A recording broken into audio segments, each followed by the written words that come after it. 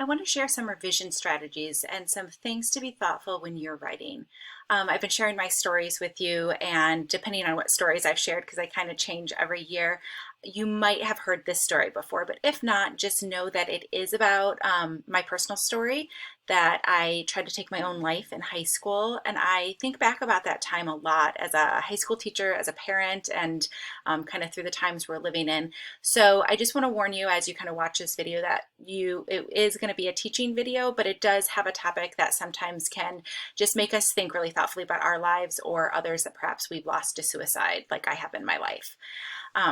So this was a moment in my life where everything, of course, seemed to be going wrong, and I was really in a deep state of depression. So I'm going to read to you my flash draft, and then I'm going to read to you how I kind of develop techniques and insert them into my writing to make it even stronger.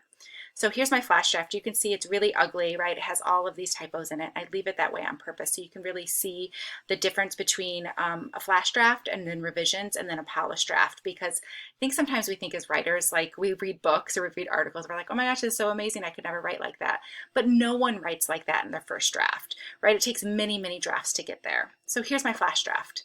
Last weekend, we were supposed to go to a movie in dreams, so I went by myself. If you've been to a movie by yourself, it's depressing. Not good for someone who's already depressed. After the movie, I decided that's it, I'm done. So what did I do? I took every single pill I could find in my house, and I was systematic about it. This wasn't a cry for help like my previous attempts. I was done. I crushed all the pills by listening to music, Sarah, Atlantis, and made myself chocolate milk because what could get all those drugs down? I drank my chocolate milk and went to sleep. Now I'm on the phone with Ryan, and after all of that, he says he can't be with me. How I wish I was like my Creek girlfriends. Their home issues were trivial compared to the mess I was in. And it kind of goes on. So yes, I know you all are wonderful, emotive people. And so you're like, oh, I feel so bad. But that first paragraph is pretty rough. It's like, last weekend we were supposed to do this, but I went by myself. Like, it takes us a while to kind of get into a story. And with such short stories that we're writing, one technique that we could try is a flashback. And flashbacks are my favorite because they're super easy to do because it's a literal cut and paste with your typing. So I tried the flashback here. You see how I put the bottom part first, and then I did this little, like, I don't know, dot thing. I could even just do a large space, just somewhere to show people that this is different. So in my flashback, I say, like, I'm in the hospital, I'm wearing my gray Gap sweats. They're my favorite, but they're not helping me here. I'm in the phone in the hallway, and everyone can see me, but I can't help it, right? The tears are streaming down my face. Ryan's telling me he can't see me anymore. We have to break up. Now I question, now with everything that's happened, couldn't be worse timing. Apparently his mom won't let me see me. Is that an excuse? It's because I'm in here. It's because I'm not stable. No, I'm not. And then I go back to all those details. Last weekend, we were supposed to go to a movie, but he canceled. So I went by myself. So flashback's a great way to get into your story before getting if you feel like you just get chunked down with those details. So this is good, right? Yes, it's getting better. But there's some more work I can do up here to make my writing even stronger. So we're going to talk about dialogue and description.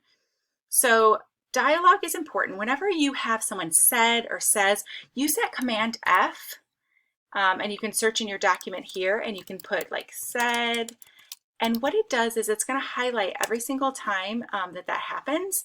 And then, nope, it's not working here, of course. You can use Control F in Google Docs, which is what I typically do.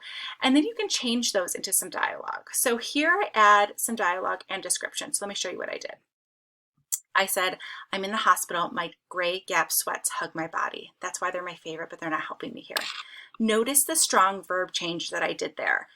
Up here, I said, I'm wearing. We know those ing verbs are killers for weighing down our sentences. And instead of I am wearing, which is kind of a weak verb, I want to think about the moment and the way that those sweats made me feel. So I use a strong verb, they hug my body. So I can show you that I'm in a vulnerable state and I'm needing kind of this comfort. So think about that as you're kind of using verbs and using descriptions, being thoughtful about what words we're using. I also try to do a little bit of like imagery, right? We pad down, my slippered feet pad down the hallway. I pick up the clunky beige business phone so you can see it, right? And these are like those old phones that like are plugged into a wall. Then instead of just like talking about what Ryan and I said, I use dialogue. Hello, I say softly, I can't be with you anymore. Ryan's opening statement lands like a thud. We have to break up. No hello, no nothing, just this. Everyone can see me, but I can't help the tears as they pour down my face. So again, I made the tears do something instead of saying like, but I can't help crying. Again, kind of that weak verb, right? The tears are doing something. I'm making them pour. It's a little cliche, but it's the best I can do. What I question now, it says mom. So see how adding those little bits of dialogue, those little bits of description, they make the writing so much stronger. Okay, let's see. One more little bit.